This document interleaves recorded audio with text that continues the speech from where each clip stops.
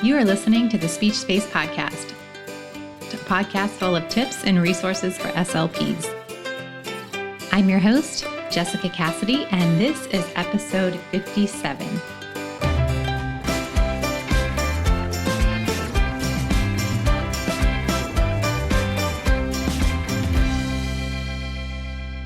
Hey everybody, today we are going to be veering off the topic of speech therapy a little bit and talking about some meal planning tips. I do find that this is relevant though, because anything that we can do to help save us time and preserve our sanity as busy SLPs, it's always worth chatting about.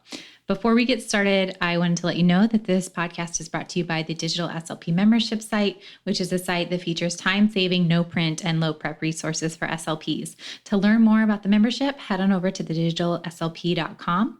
You can also jump on the wait list by heading over to thedigitalslp.com and clicking on the Join the Waitlist button, or you could also text DSLP WAIT to 844-723-3364. All right, so let's go ahead and talk about some meal prep tips that help facilitate good, healthy habits while not sucking up all of our time.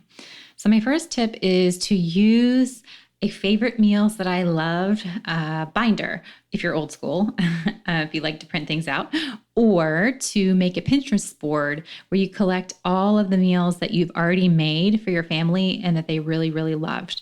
You want to make sure it's a separate category than whatever your usual recipes board is. So you might call it something like tried and true recipes or easy recipes my family loves, or something similar like that. You just want to make sure that you're not lumping in these tried and true recipes with your regular recipes board. You know, during a busy week where you just don't feel like being creative or thinking of new ideas or trying new recipes, this can be your go-to source of recipes that you already know that everyone's going to love. My next tip is for dinner to make a weekly meals list, assign days to the meals, and post it on your fridge. Now, I know this might sound like a lot of planning or a lot of work, but I actually started doing this many, many years ago.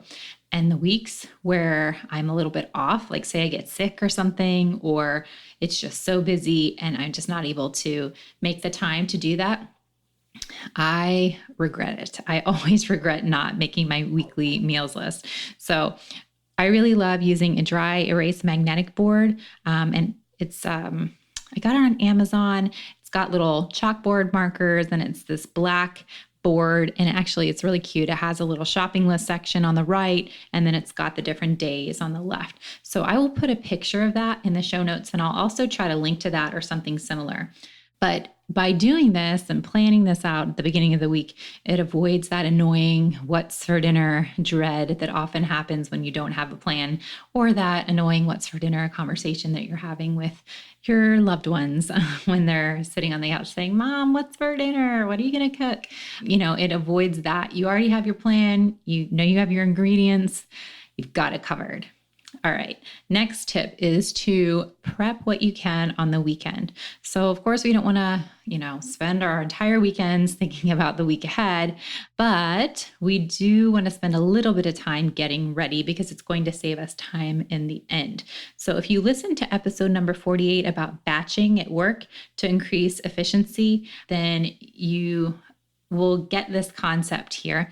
If you missed that episode, it was called 5 Productivity Hacks for SLPs, and you can just search that on my website or go to bit.ly/5SLP hacks, or look for episode 48 in iTunes to give it a listen. But essentially, what you're going to be doing with meal planning was what I was suggesting in that episode with scheduling and planning your speech sessions, which is just batching. So you're going to choose a day of the week where you take a chunk of time, and that's the only thing that you're doing. So you're going to be doing all the prepping that you can in one sitting to save you time later.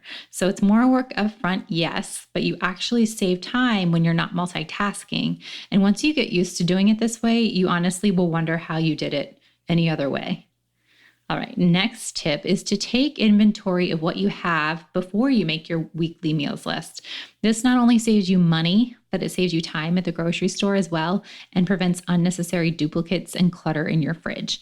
I often find that I have frozen veggies and some rice and frozen chicken on hand, and it's not necessary for me to take the time to find more and buy more at the grocery store.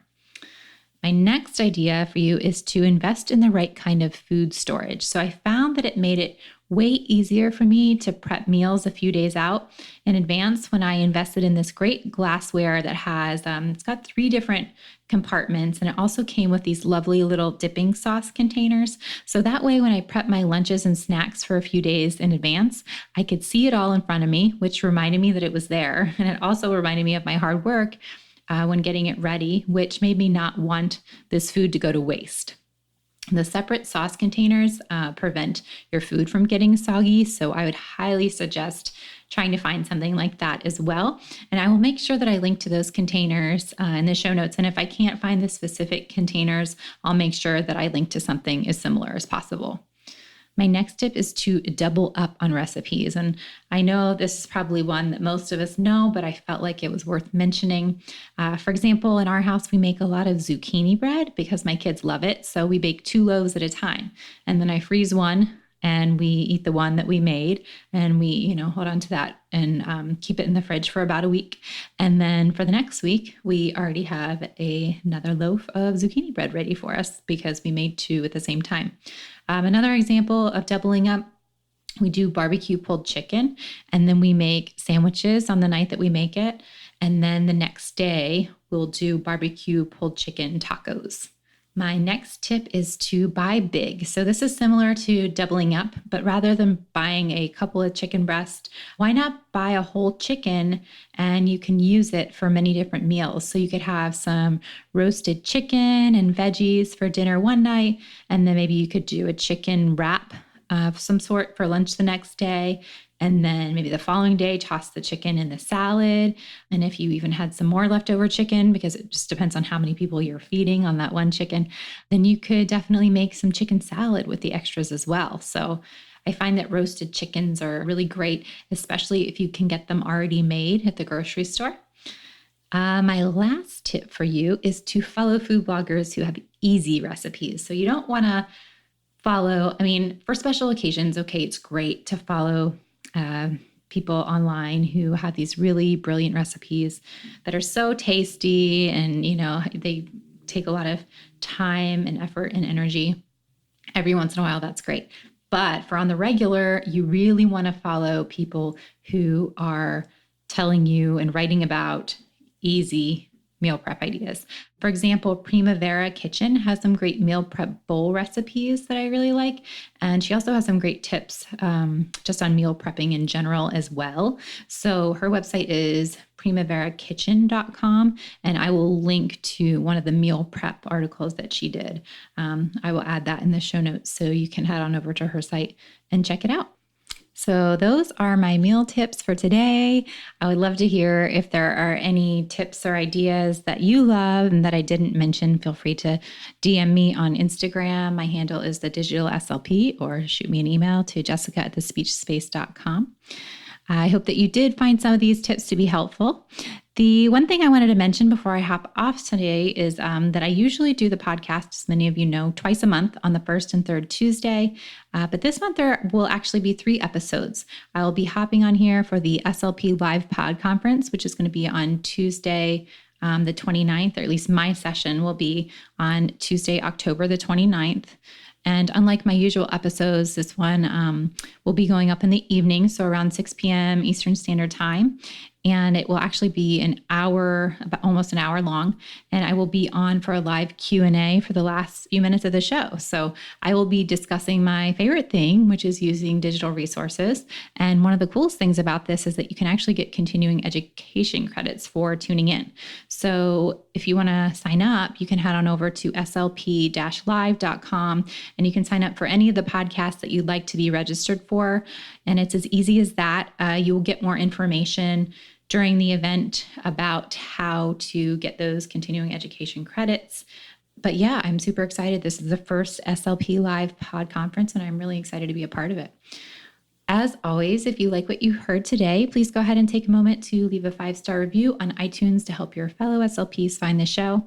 To access the show notes from today's episode, head on over to bit.ly/TSS, which stands for the speech space, TSS EP57. So that's bit.ly/TSSEP57. If you'd like to learn more about how you can cut back on your prep time this year, head on over to thedigitalslp.com. Like I mentioned at the beginning of the show, the doors to the membership just closed back up. So you can hop on the wait list by clicking on join the wait list at the top of the page, or you can text DSLP wait to 844-723-3364 to be one of the first to know when the doors open back up. All right, my friends, that is it for me for now. I thank you so much for tuning in, and I will be back on Tuesday, the 29th in the evening for the SLP Live Pod Conference.